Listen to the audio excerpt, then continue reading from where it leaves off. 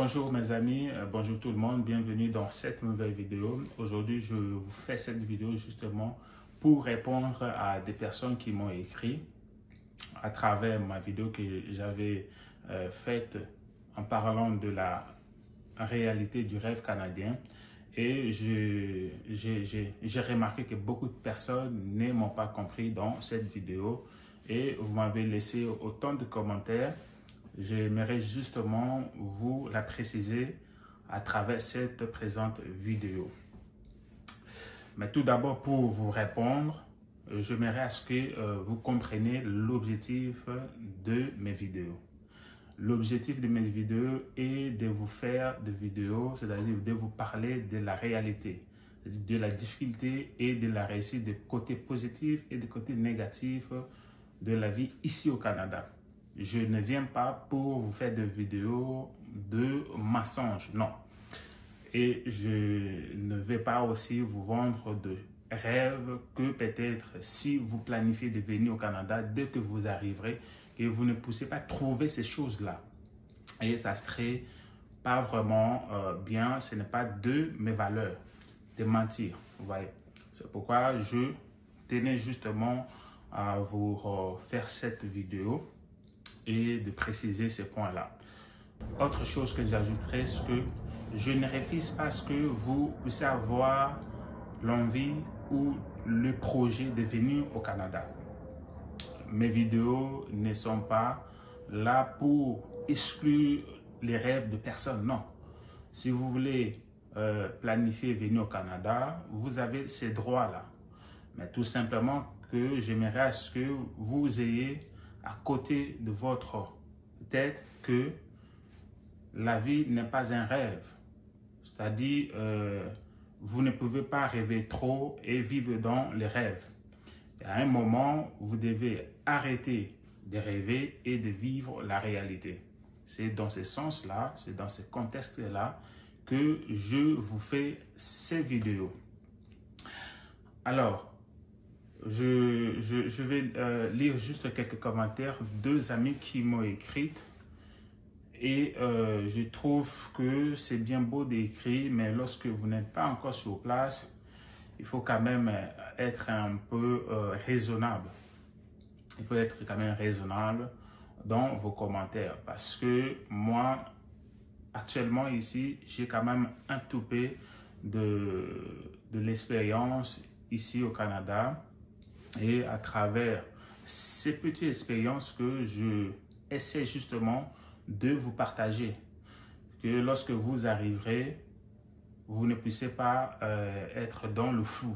Au moins, vous puissiez avoir déjà l'idée de quoi vous attend ici au Canada. La première personne qui m'a écrite dans cette vidéo que j'avais publié, ce que le monsieur me dit ici, je ne sais pas si c'est un monsieur ou une dame, il dit justement, rien qu'en voyant les routes et les infrastructures du Canada, on se rend compte que c'est 1000 fois mieux que l'Afrique. Arrête de nous mentir. Voilà, ce sont des commentaires. Lorsque j'ai lu cela, personnellement, je ne voyais pas comment répondre à ce monsieur avec son commentaire comme ça. Moi, dans mon cas, il faut juste être fier de nos pays. C'est ce que je peux dire à ce monsieur. Est-ce que nous devons être fiers de nos pays? Les infrastructures ne déterminent pas la qualité de vie de la population parce qu'on ne mange pas des infrastructures. Les infrastructures sont là pour permettre une population de bien vivre, de bien se déplacer. Quand le monsieur dit ici, lorsqu'on voit les états de la route, c'est-à-dire les routes, les immeubles, pour lui, tout le monde gagne ou vit mieux. Le pays peut être développé sur le plan infrastructurel, mais la qualité de vie de la population est trop basse. C'est-à-dire les gens peuvent vivre dans la pauvreté, mais son pays ou leur pays est développé. Vous voyez. Dans ce cas, ce monsieur, ce n'est pas vraiment très cohérent pour moi et je comprends que peut-être il n'est pas encore sorti du pays. C'est pourquoi il écrit ses commentaires.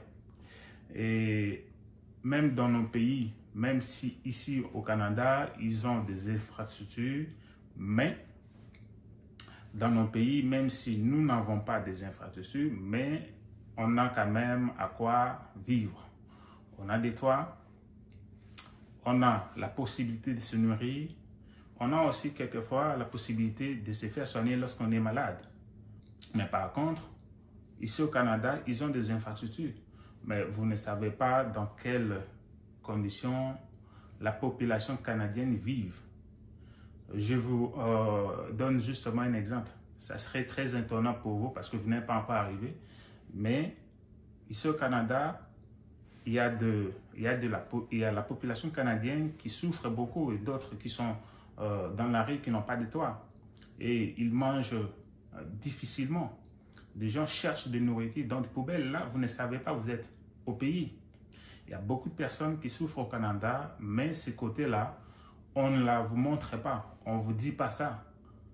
Parce que d'autres diront que ce sont des secrets internes. On ne peut pas donner cette image de notre pays. Les médias vont garder ces côtés-là pour que leur pays soit respecté. Mais il y a des gens ici au Canada qui ne mangent pas à leur faim. Voilà ce que je pourrais dire à ce monsieur-là qui m'a écrit son commentaire. Voilà. Il y a d'autres qui a écrit ici. Il y a d'autres messieurs qui a laissé son commentaire que j'aimerais bien lui répondre. Je ne sais pas, c'est vrai, moi, je comprends aussi que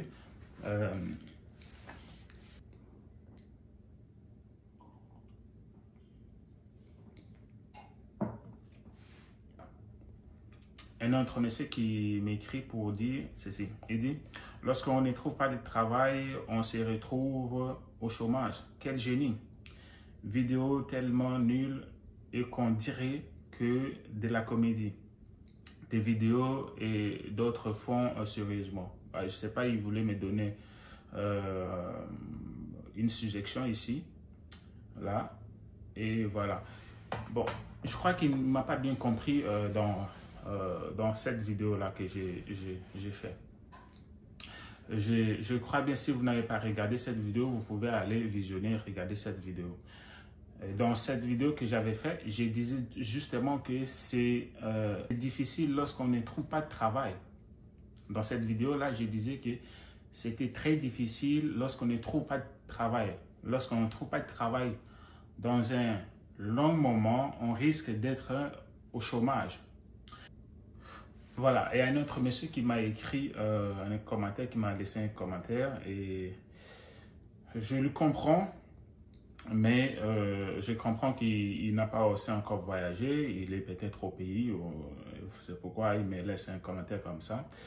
Il dit lorsqu'on ne trouve pas, c'est-à-dire c'est ma parole à moi, il dit lorsqu'on ne trouve pas du travail, on se retrouve au chômage. Quel génie! Et pour lui, c'est de la blague que je dis dans cette vidéo-là. Et il continue, vidéo tellement nulle qu'on dirait que c'est de la comédie, ce que je voulais dire. Prépare tes vidéos et d'autres le font sérieusement. Je comprends bien ça, mais juste dans les contextes, je voulais faire comprendre à ce monsieur ici que dans la vidéo que j'ai fait, je voulais justement faire comprendre que lorsqu'on ne trouve pas un travail lorsqu'on ne trouve pas de travail, c'est-à-dire on est au chômage. C'est d'abord ça, les principes. Ce que j'allais dire dans cette vidéo, c'est que lorsque on cherche du travail, qu'on n'en trouve pas, on va se retrouver au chômage. C'est ce que je voulais dire dans cette vidéo-là. Et je voulais à ce que le monsieur comprenne que lorsqu'on ne travaille pas, c'est-à-dire on est au chômage. C'est ça. Et dans sa dernière phrase, je comprends. et je prends note pour cette dernière phrase qu'il a écrite.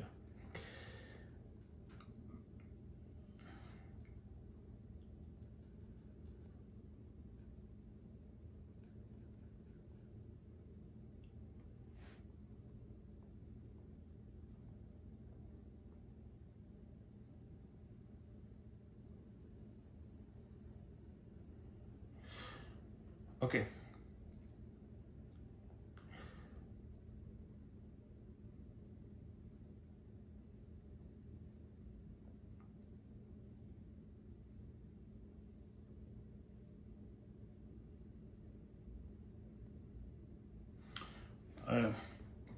Voilà, il y a un autre monsieur qui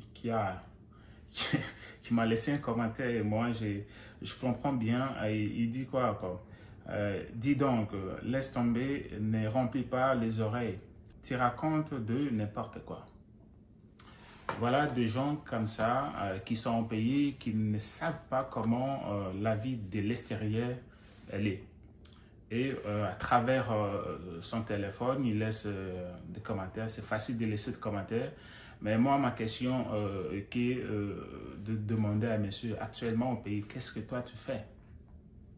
Toi, qu'est-ce que tu fais? Moi, à travers ma vidéo, j'essaie justement de vous faire comprendre, de vous dire la vérité, de ne pas vous vendre de rêves dans le vent.